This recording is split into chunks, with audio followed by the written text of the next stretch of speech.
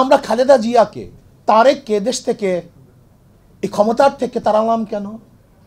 তখন শুধু শুনতাম, পত্রিকায় দেখতাম হাওয়া ভবন, হাওয়া ভবন, হাওয়া ভবন, ট্রান্সফার কেস, খাম্বা কেস, দুর্নীতি, চুরি, ডাকাতি। পত্রিকায় প্রতিদিন আসতে হেডলাইনে এত টাকা চুরি হয়েছে, এত টাকা ঘুষ হয়েছে, এত টাকা বাণিজ্য হয়েছে। আওয়ামী লীগের আমলে একই দেখছি। যদি আবারও সেই বিএনপিকে ক্ষমতায় আনার জন্য আমাদের দেশের শিক্ষিত সমাজ, নীতিবান সমাজ কথা বলে, তাহলে আমরা তাদেরকে কি বলতে পারি? আমাকে বলুন, আমরা কি বলতে পারি? 5ই আগস্টের পরে যারা হত্যা করলো, গুম করলো, খুন করলো, চুরি করলো, ডাকাতি করলো, যারা চাঁদাবাজি শুরু করলো, তাদেরকে যদি আবার কোনো শিক্ষিত সমাজ, নীতিবান আদর্শবান মানুষ সাপোর্ট করে, তাকে আমি কি বলতে পারি? আমাকে বলুন তো, আমি কি বলতে পারি? আমি বিশ্বাস করি আমাদের সবচেয়ে বড় অভাব হলো নীতি আদর্শের। চরিত্রবান মানুষ নেই, আদর্শবান মানুষ নেই। দেখবেন আমার এক ভাই বললেন, এ দেশটা বিভিন্ন আদর্শের মানুষের বসবাসের স্থান। কি বলি? মুসলমান, হিন্দু, খ্রিস্টান, বৌদ্ধ। কিন্তু তখন কিন্তু পার্সেন্টেজ হিসাব করি না।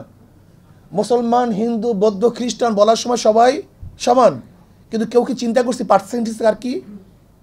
এই চিন্তা কার মধ্যে আসে নাই? এখানে বিশাল একটা শুভঙ্করের ফাঁকি।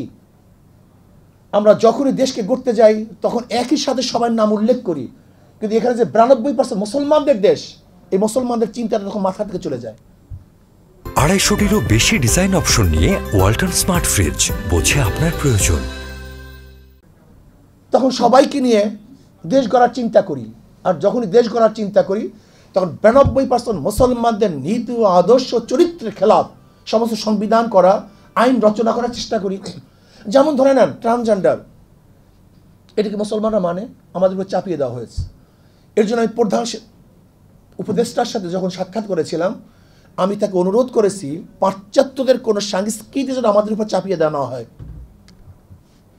চাপিয়ে দেওয়া না হয়। আজকে যারা বাস্তবায়ন করবে আমাদের আইন কানুন, তাদের চরিত্রটা কি? এই যে সমকালের উদাহরণ দিছে আমাদের এক যুবক ভাই, গতদিন তাদের চরিত্র কি ছিল, আজকে তাদের চরিত্র কি?